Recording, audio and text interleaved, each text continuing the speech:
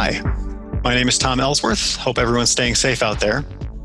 What we're going to look at today is a demonstration of using Tweens for setting up animation on vector illustrations.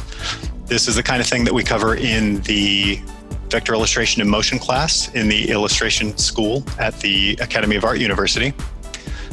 So if you still like what you see, come check us out. Here we go. So with illustrations that are on a printed page, you're limited by the visual space that you're left with the paper. Because people are consuming media digitally more often these days, you're not constrained by paper, and you can actually have your illustrations move. So what we're looking at here is an illustration set up to an Edward Lear limerick, where the need to have the text on the page takes up a good quarter of the image. Since the illustration is digital and we can animate elements moving in and out, we're not limited by that.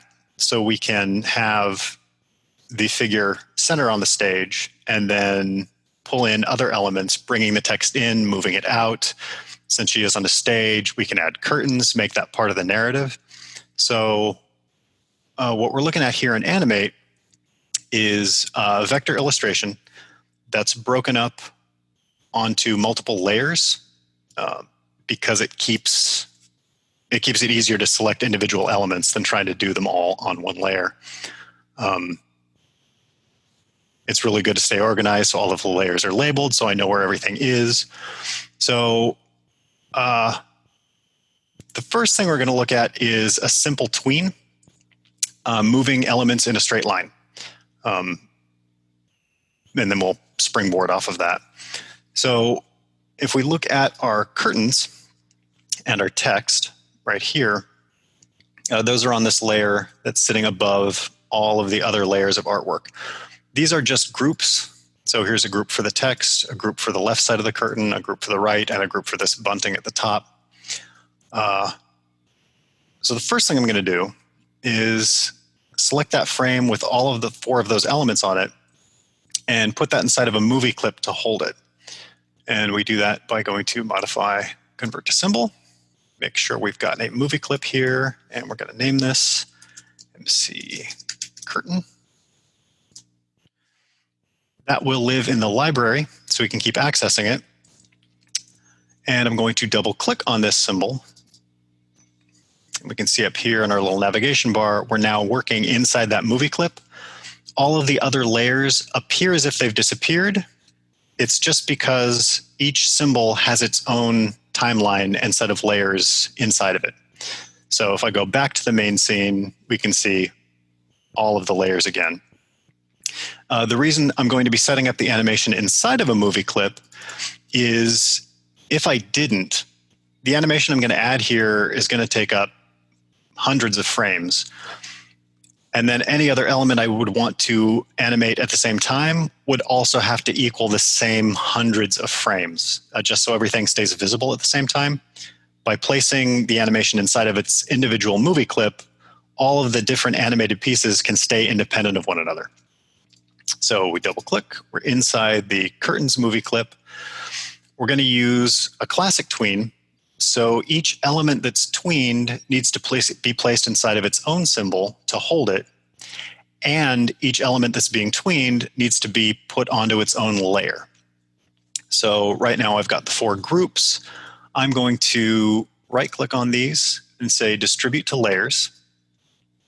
So we can see down here, each of those individual elements is now placed on its own layer.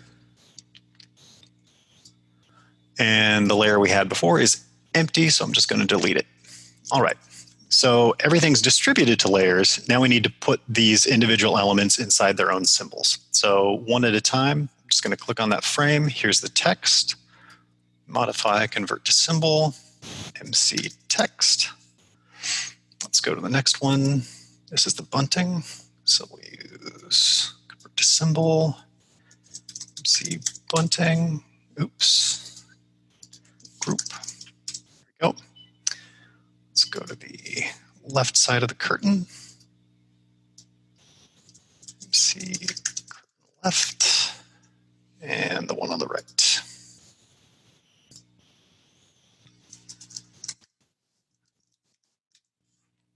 Okay. And if we look in our library, here's all the symbols I've been making. So everything lives in here and I can reuse those. All right, so each of these 4 pieces is inside of its own symbol. Each of those symbols is on their own layer. Now we're ready to just do some animation. So this is going to be the start of the animation that we're looking at. We want to give people enough time to be able to read the type before we move it out of the way. And so roughly 10 seconds is probably pretty good for that. And if we look here in the timeline, these smaller numbers are the frame numbers, so frame 15, frame 20. But since we're animating at 24 frames per second, here's our elapsed time. So 1 second, 2 second, 3 second. So if we move down here to frame, second 10 seconds. Let's go across all of those layers. And let's insert timeline keyframe. What this does is it creates a separation where we can change the artwork at this point, but it also pulls a copy of all of the artwork that came before it. So this is the moment where we're going to start moving things. And let's have it go for about 3 seconds. So to 13. There we go. We're going to insert another keyframe. I can also do this by right-clicking, insert keyframe. So this is the moment in time where we want things to start moving. This is the moment in time where I want everything to be moved to where it's going to go. So with the playhead here, let's just start moving some stuff around. So I actually want to pull the bunting out of the way. So we'll pull that off the stage. Let's also pull the curtains out of the way, off the stage. There we go. Yeah, there we go. And I'm going to zoom out a little bit so I can see a little more of the space. We're also going to move the text out of the way. All right. So everything out in this area won't be visible. I can hide that. This is the only thing we're going to see once everything moves. Okay, so that's all out of the way. Now to get everything to actually animate, we're going to use Tweens. Tween is an animation term. It's short for in between. In traditional hand-drawn animation, you have lead animators who draw the key poses, the large changes in an animation, and then in-betweeners who draw all the interstitial poses. So we're going to let Animate do all of that hard work. So because we've set up a starting keyframe and an ending keyframe, anywhere in between this will be our tween span. So I'm going to select across all of those layers. I'm going to right-click and choose Create Classic Tween. What this does is it figures out how to get all of these pieces to move from point A to point B. So as we move the playhead, we can see everything slide out of the way. Now we're doing more math on timing. So we want to let the illustration show for a period of time, maybe 25 seconds or so. I'm sorry, 15 seconds. And we can always change it. So let's go to, let's see, 13. If we had 15 seconds, that would be 28. Math is important. There we go. So if we go to frame 28 and we insert another keyframe, we're going to say at this point in time, we're going to start pulling everything back. Now, rather than just trying to slide everything manually again, if I go back to the beginning, everything was already where I want it to end up. So rather than manually doing this with 4 different pieces, I'm just going to hold down the Alt or Option key. That would be Option on a Mac, Alt on a PC. And I'm going to drag all of these frames down to where I want them to be. So let's see. 3 seconds past the 28-second mark would be 31 seconds. There we go. So at this point in time, we want everything closed again. And then because animations loop, when the playhead hits the end of the animation, it goes back to the beginning. This will seem pretty seamless. So we just need to add our tween again, classic tween. We can watch everything close up again. And then when the playhead goes back to the beginning, it's going to be another 10-second pause so people can read it. Then it's going to slide out of the way, and that will keep going over and over and over. Okay, let's go back to our main document timeline. There we go. I'm going to hide that layer for a moment because it's getting in the way of everything we're looking at. All right, let's do another piece of animation. So that was using a tween to move things in a straight line, either vertically or horizontally. Could be diagonally. You just want to have an irregular line. But we can also use tweens to move things on a pivot. So let's get this arm to move. So if I select this arm, we can see it is already inside of a movie clip holding the artwork. So I'm going to convert that to another symbol because this symbol is going to hold the animation. I'm going to call it MC arm move. There we go. And we double click on it to get inside that movie clip. What is inside the movie clip is this symbol of the arm. Let's zoom in so we can see it real easy. So for this, we're just going to have the arm pivot at the shoulder, just go down a little bit and then back up a little bit. Not much, but if we grab this free transform tool, we can see our transformation box. This little circle in the middle is our pivot point. If I was just going to start pivoting this now, it would actually rotate from the middle of the object, and then you can see the shoulder dislocates from her torso. So what we need to do is, before we do any animating, move that pivot point to the shoulder. That way, when this pivots, the arm will swing from a natural position. Okay, so let's have it, let's say a couple seconds, maybe 2 seconds down, 2 seconds up. It'll be like she's very slowly moving her arm up and down.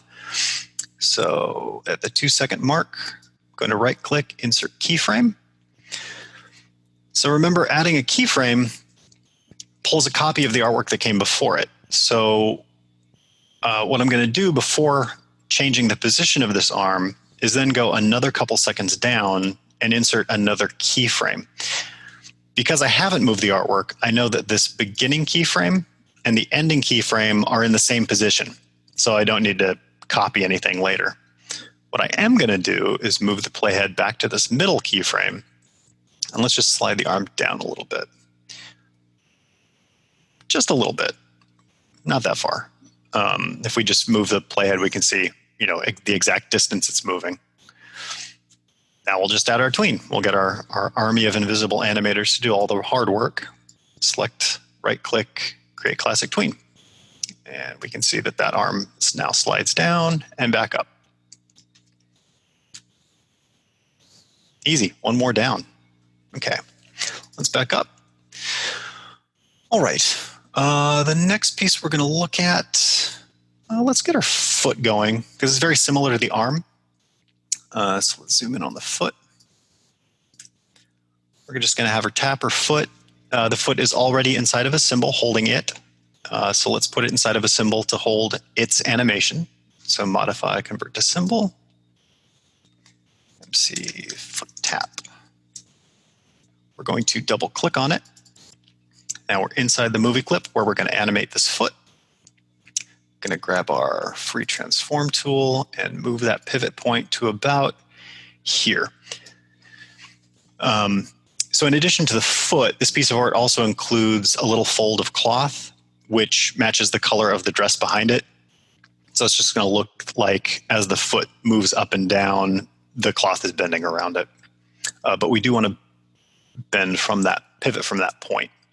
So similar to what we did with the arm, we'll have this tap a little bit faster than the arm moves. We'll go 1 second up, insert keyframe, and then 1 second down, insert keyframe. And then in the middle here, let's pull that foot up a little bit. You can't really go too far, because if we go really far, you're going to see the dress underneath. So we can probably go about like that. Yeah. Little tap.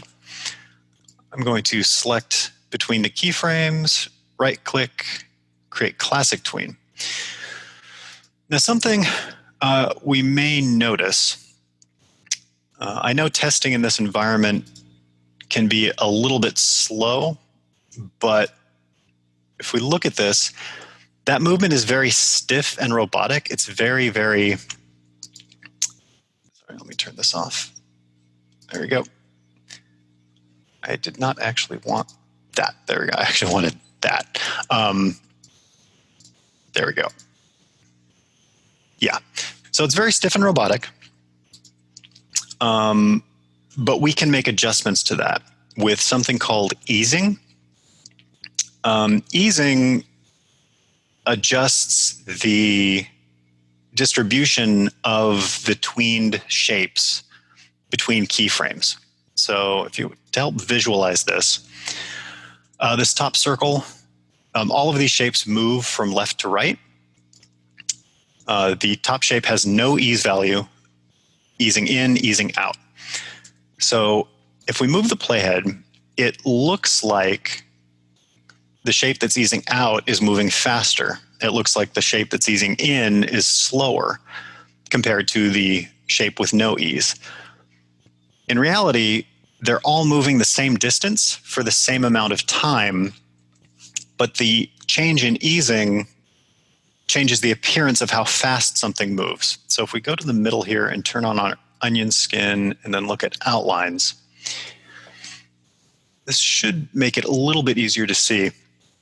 So this shape at the top has no ease value applied to it, every step of movement, every frame is moved the exact same distance from left to right.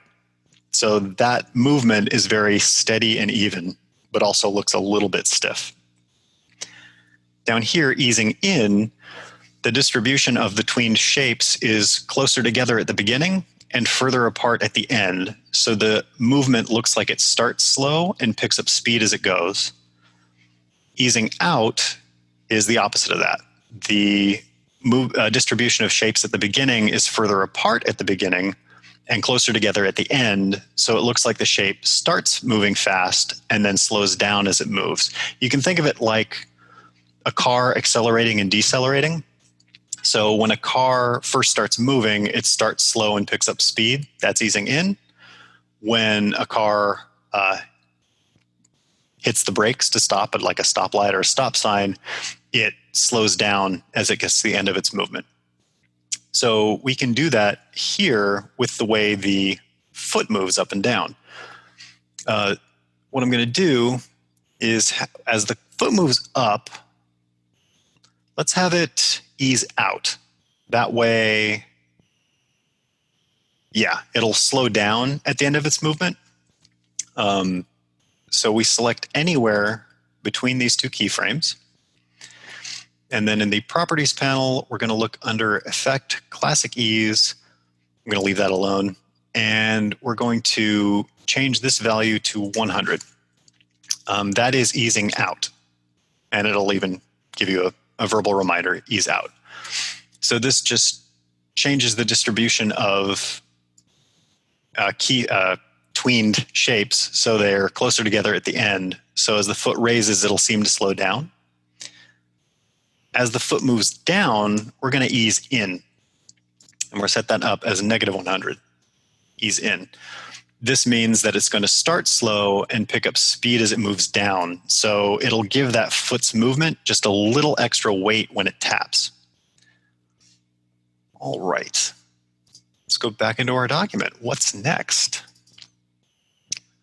That would be the flowers.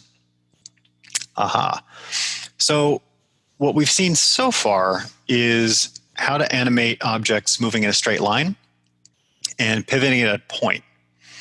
To sort of add to the storytelling of this performer on stage, we're going to throw some flowers on stage at her. I'll show you on one of them because I have a whole bunch already preset. This is already set up inside of a movie clip, so I'm just going to double click to get inside that movie clip. What we have here is a path. Let me just zoom in on this.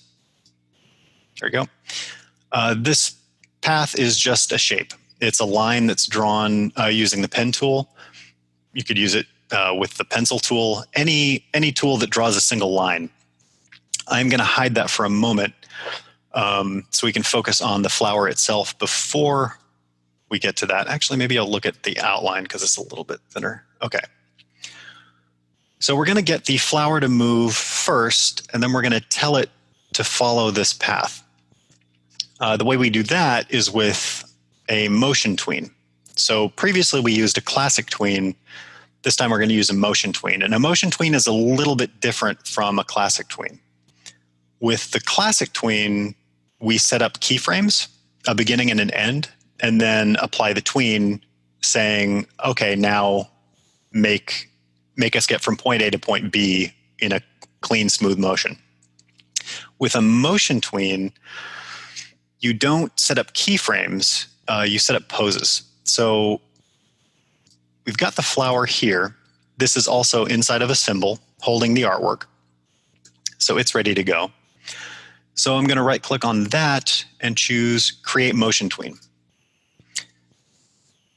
Now our layer down here turned from gray to yellow. That's just a visual indicator that a motion tween is applied here. But if I move the playhead, nothing's happening.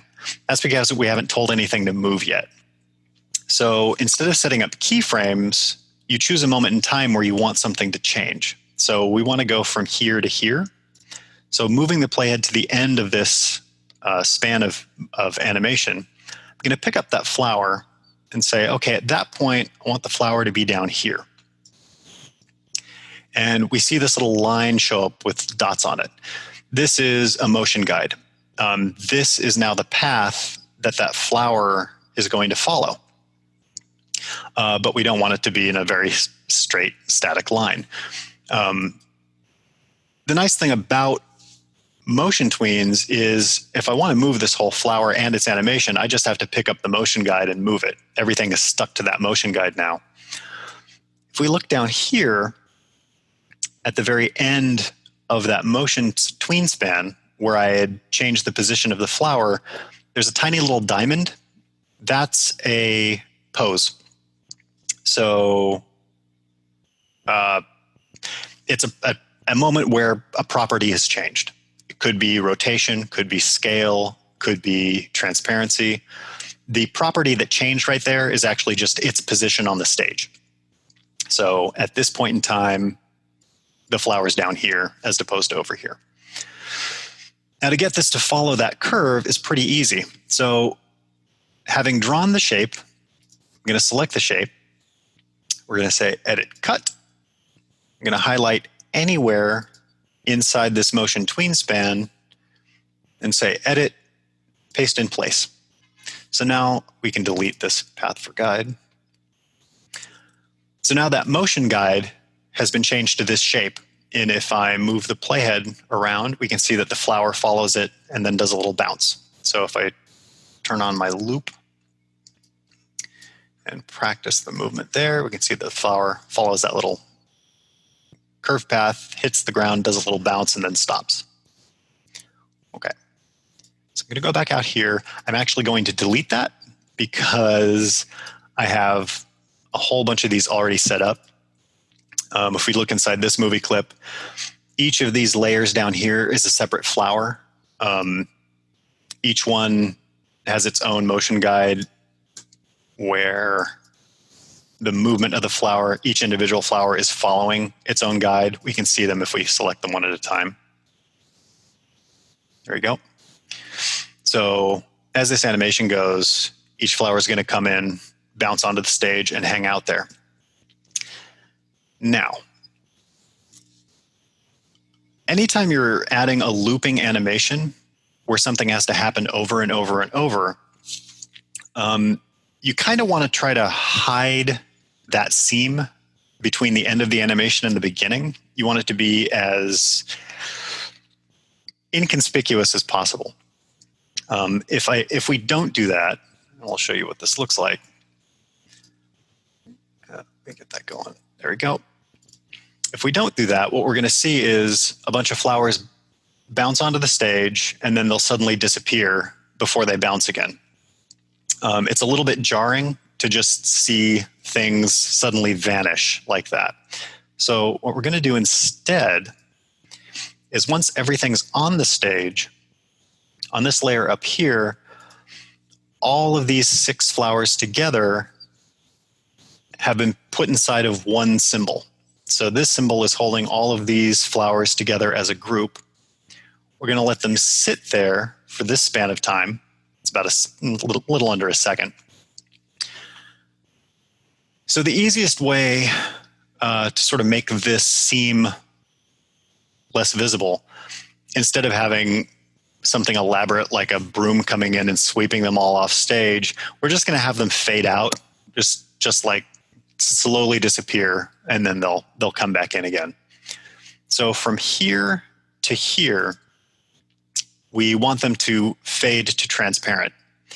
So what we're going to do is move to this last keyframe down here, select this symbol, and in the Properties panel under Color Effects, we've got some options for color effects, brightness, tint. I'm going to stick with alpha. Alpha is the opacity. So when the alpha value is 100%, it's fully opaque. As I lower the alpha value, everything goes transparent. So if I change the alpha value for that symbol to 0, at that point, the flowers seem to have disappeared. They're technically still here. They're just invisible. So going between this keyframe and this keyframe, I can add a tween, classic tween. So in addition to tweening things moving in straight lines, tweening things moving along a pivot, we can actually tween a change in opacity. So the flowers are going to hang out on the floor and then slowly disappear before they are thrown back in on the stage again. Let me go back out here. Okay, so we've got the flowers set up on both sides. We can see the first frame of both of these. This over here is actually the exact same movie clip, just flipped. So we're saving ourselves some time by reusing artwork. Work smarter, not harder. Let the computer do the work for you. All right. That should be enough for this. There are some other pieces of animation. The head will move. There's some music notes that come in, but the head is just a pivot like the foot, like the arm. So we're not going to look at that all over again. So let's test our file and see what we got. So we're going to go to Control, Test. Yeah, Control Test. There we go. This is going to open this up in a web browser window. That should hang for about 10 seconds before it starts opening. There we go. There we go. So our performer is playing the harp with her chin. Music notes are flying. The flowers are coming in. Apparently she's doing a really good job. And then after about 15 seconds of her playing the harp, the curtains close again. We get to see the type all over again. We get to read the limerick of the action we just saw, and it will loop over and over and over like that. The nice thing about this is the exact way that this animation was set up, everything's rendered in JavaScript. So all of this is in a single HTML file with JavaScript included. The file size is really small. All of the artwork that we're looking at, all of the vector art, is defined mathematically. It's all in the code. All of the movements defined in the code. So it keeps the file size nice and small. This can be applied to a website.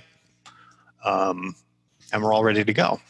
So since we all have a lot of time on our hands at the moment with the current worldwide situation, maybe go into some of your old illustrations, especially if you work with vector art. Try to figure out how you can add a little life to things. Maybe you want to give a little blink to your characters, give them a little extra life. Maybe if you've got a cat sleeping, have their bodies raise and lower to make it look like they're breathing. Just add a little bit of life. And there you go.